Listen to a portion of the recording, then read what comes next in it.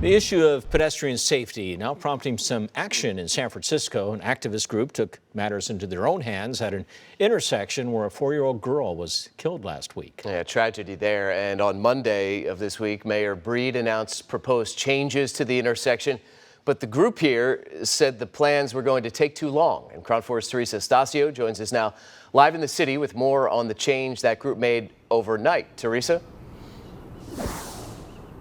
Oh, Grant, it includes just a few cones, but the residents that live in the area say that it is significant.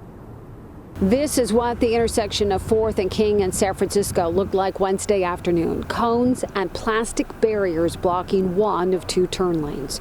It was here on August 15th when a driver hit and killed a 4-year-old girl in a stroller. The girl's father was critically injured. A group calling themselves Safe Street Rebel on social media said they took action overnight, citing the city's timeline of 3 weeks. To alter the intersection was too long to wait. I cross the street every day with Jacob, the baby I take care of, and I think it's pretty useful to have those cones there because sometimes the cars just are not paying attention unless you actually make eye contact with the driver.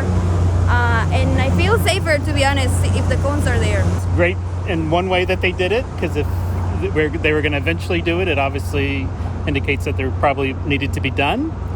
But there's also consequences for taking things in our own hands. San Francisco Municipal Transportation Agency did not reply to our many requests for comment about the changes to the intersection, including whether they will leave the cones alone or rip them out.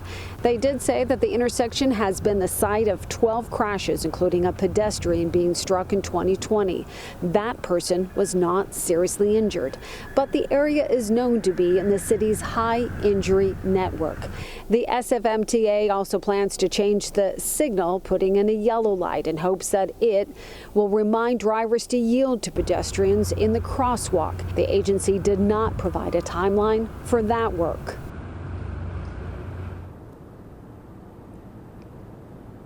Investigators have not provided the little girl's name nor an update on the father's condition.